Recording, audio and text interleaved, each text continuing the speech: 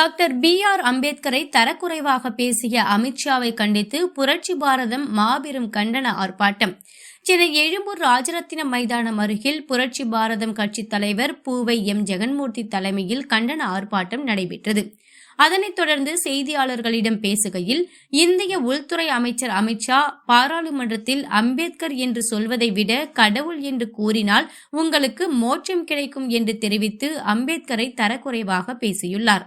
நீங்கள் இந்த இடத்தில் வருவதற்கு காரணம் அம்பேத்கர் வகுத்த சட்டம்தான். நாளாக அவையை முடக்கி வைத்தார்கள். அவை நடைபெறாமலே அவை முடித்து வைக்கப்பட்டது.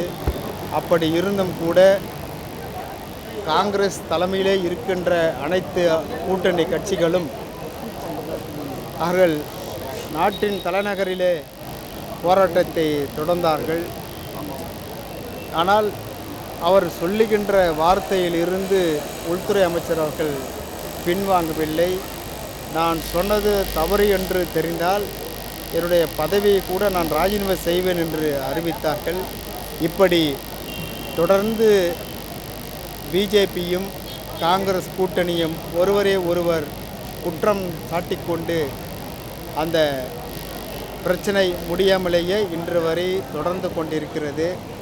ஆகவேதான் புரட்சி பாரதம் கட்சியும் தொடர்ந்து இதை கேள்விப்பட்டவுடன் தொலைக்காட்சியில் நேரடியாக பார்த்தும் இதற்கு கண்டனம் தெரிவிக்க வேண்டும் என்றும், உள்துறை அமைச்சர் அமித்ஷா அவர்கள் இது போன்று அம்பேத்கரை ஒரு பேஷனாகி விட்டது என்று சொல்லுவதை அதை கடுமையாக விமர்சனம் செய்து போராட்டம் நடத்தினார்கள். இன்றைக்கு புரட்சி பாரதம் தலைமை சார்பாக சென்னை இந்த எக்மோர் ராஜரத்தினம் ஸ்டேடியம் அருகே இந்த போராட்டத்தை கையில் எடுத்து இன்றைக்கு நடத்தி கொண்டிருக்கின்றது. அதனை மறந்துவிட்டு இதுபோல் பேசுவது எந்த விதத்தில் நியாயமாகும்? எந்த கட்சியும் அம்பேத்கர் பெயர் இல்லாமல் அரசியல் செய்ய முடியாத நிலை உள்ளது. அதற்கு காரணம் அவர் வகுத்த சட்டமாகும். அனைவரும் அவரை ஓட்டு அரசியல் என்றுதான் பார்க்கிறார்கள். எனவே அமித்ஷா கூறிய வார்த்தைகளை திரும்ப பெற வேண்டும் என்ற நோக்கத்தில் இந்த போராட்டம் நடைபெறுகிறது என்றார்.